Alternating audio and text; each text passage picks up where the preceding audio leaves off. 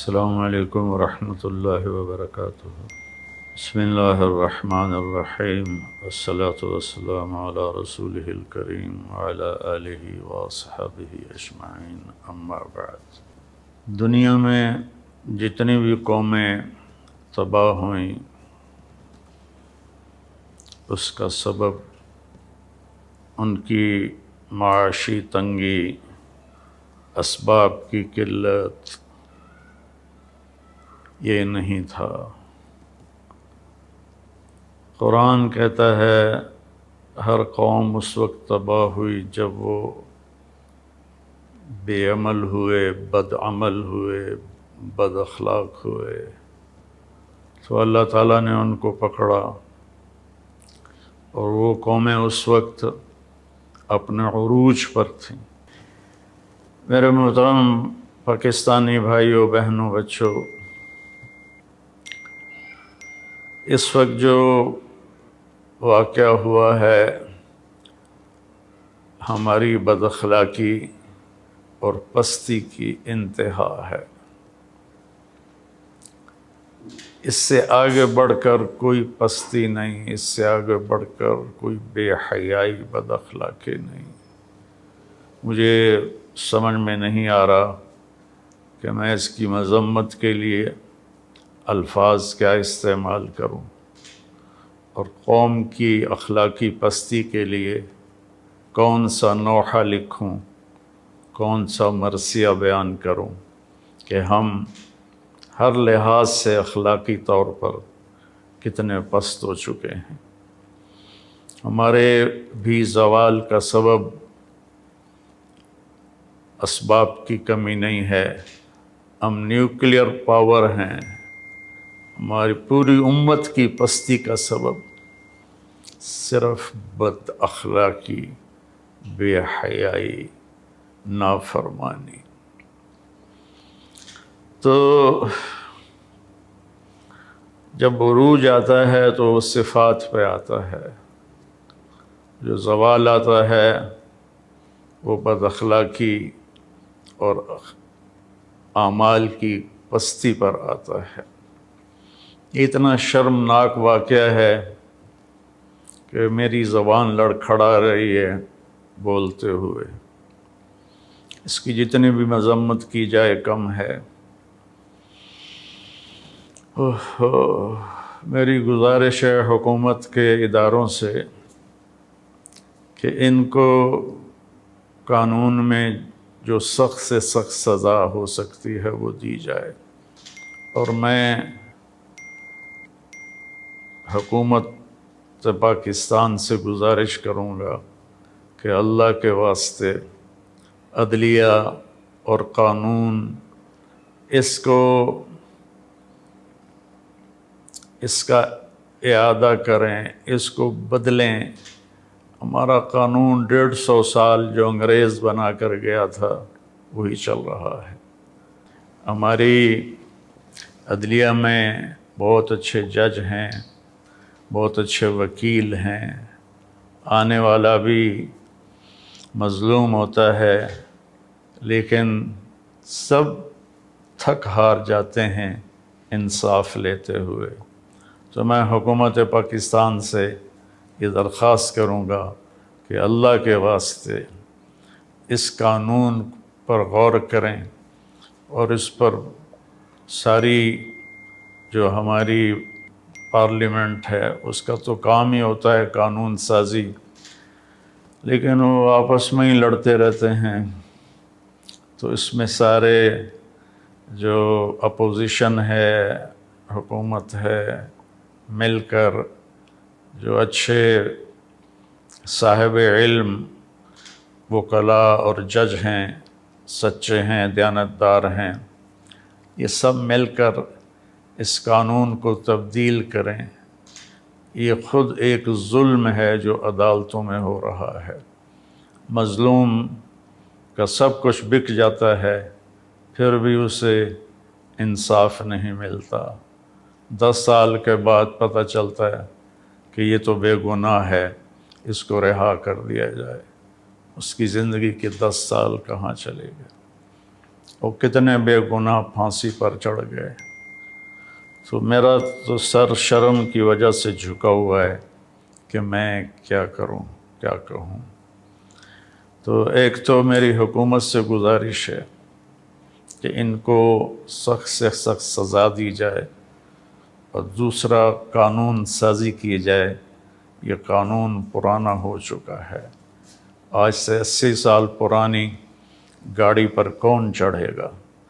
ایسے ہی 150 سال ہو چکے ہیں، اس قانون کو بدلنے کی ضرورت ہے۔ انصاف جلدی دینا یہ عدلیہ کے ذمے ہے، وکلاء کے ذمے ہے، حکومت کے ذمے ہے۔ چنگیز خان بہت بڑا حکمران گزرا ہے، بہت ظالم تھا، کوئی شک نہیں۔ دنیا کی سب سے بڑی حکومت بنائی، کوئی شک نہیں۔ دنیا کے 22% حصے پر اس کی حکمرانی قائم ہوئی۔ اس کا کوئی مذہب نہیں تھا، اس سورج کی پوجا کرتے تھے، لیکن اس کے قانون میں زنا کی سزا قتل تھی۔ کوئی زنا کرتا پکڑا جاتا، اس کی گردن اڑا دی جاتی تھی۔ چوری کرنے کی سزا بھی قتل تھی، جو چوری کرتا ہوا پکڑا جاتا اس کی گردن اڑا دی جاتی تھی۔ جھوٹ کی سزا بھی قتل تھی، جس کا جھوٹ ثابت ہو جاتا اس کی گردن اڑا دی جاتی تھی۔ تو ایک غیر مسلم نے اپنی قوم میں ایسا زبردست نظام بنایا۔ ہم تو ملت اسلام ہیں، اور یہ ایک واقعہ ہائی لائٹ ہو گیا۔ ایسے واقعات روزانہ ہو رہے ہیں۔ چائلڈ ابیوز بہت زیادہ، بچیوں کے اوپر زیادتی بہت زیادہ۔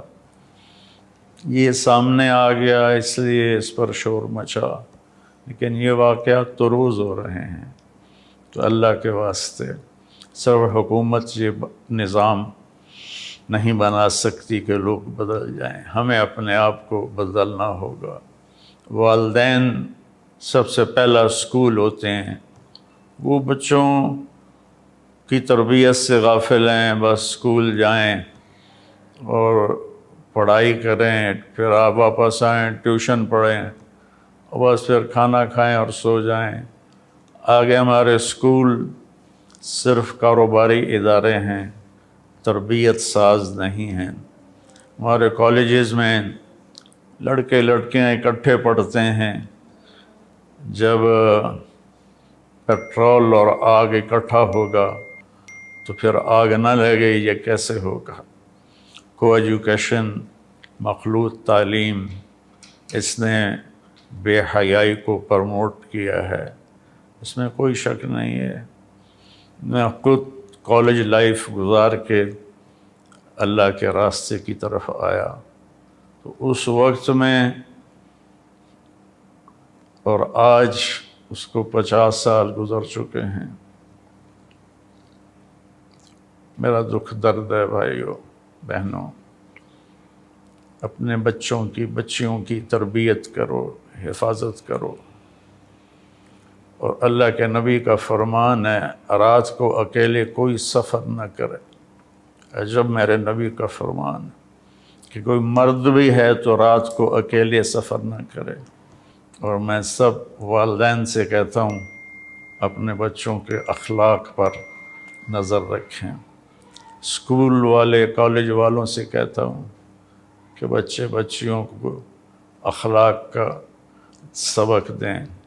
علماء سے کہتا ہوں کہ فرقہ واریت کے بیان اور نفرت انگیز بیان چھوڑ کر ہر مسلک کے علماء وہ اچھے اخلاق، حیا، پاک دامنی کے خطبات اپنے ممبر سے بولیں اور قرآن کو بیان کریں اور سیرت کو بیان کریں۔ اپنا مسلک اپنے مدرسوں میں پڑھائیں، لیکن ممبر پر بیٹھیں تو قرآن کو بیان کریں اور اللہ کے نبی کی سیرت کو بیان کریں۔ ہمارا میڈیا ہے وہ اس میں بڑا کام کر سکتا ہے کہ قرآن کے تفسیر کو، نبی پاک کی سیرت کو وہ مختلف پروگراموں میں بیان کریں تو اس کا بہت بڑا اثر پڑے گا۔ بہرحال رونے کے سوا اور کچھ بھی نہیں ہے کہ میں کیا کروں۔ اس واقعے کی مذمت کرنے کے لیے الفاظ ہی کوئی نہیں ہے۔ میرے نبی نے فرمایا تھا یوشک الامم ان تداعی علیکم کما تداعی الآکلۃ الی قصعتها، ایک وقت آئے گا تمہیں اس طرح کھایا جائے گا جیسے روٹی کھائی جاتی ہے اور ہضم ہو جاتی ہے اور اس کے ٹکڑے ٹکڑے کر دیے جاتے ہیں۔ تو صحابہ نے پوچھا وَمِن قِلَّةٍ نَحْنُ يَوْمَئِذٍ یا رسول اللہ، یا رسول اللہ کیا ہم ان دنوں تھوڑے ہوں گے؟ آپ نے فرمایا لا بل انتم یومئذ کثیر، تم بہت بڑی تعداد میں ہوگے، ولیکنکم غثاء کغثاء السیل، تم بہتے پانی پر جو کوڑا کرکٹ ہوتا ہے تمہاری وہ حیثیت ہوگی۔ تو کیا خوبصورت تشبیہ دی کہ کثرت ہوگی لیکن اخلاق نہیں ہوں گے، حیا نہیں ہوگا، پاک دامنی نہیں ہوگی، سچائی نہیں ہوگی، جیسے کوڑا کرکٹ پانی میں بہہ کے پتہ نہیں کہاں چلا جاتا ہے، ایسے ہی تم اپنی اخلاقی پستی کی وجہ سے تباہ و برباد ہو جاؤ گے۔ تو بھائیو بہنوں، کوئی حکومت ایسی نہیں ہے جو سچ کو نافذ کر دے، پاک دامنی کو نافذ کر دے، یہ انفرادی ذاتی معاملہ ہے۔ ہم خود اپنی زندگی میں حیا، پاک دامنی، سچائی، رزق حلال، دیانتداری، پردہ، مستورات سے کہتا ہوں پردے کو رواج دیں۔ اللہ تعالیٰ نے اس میں بڑی حکمتیں رکھی ہیں۔ اللہ تعالیٰ ہمیں سچائی نصیب فرمائے، اچھے اخلاق نصیب فرمائے، اور اس بے حیا معاشرے کی اللہ اصلاح فرمائے اور اسے خیر کی طرف متوجہ فرمائے۔ السلام علیکم ورحمۃ اللہ۔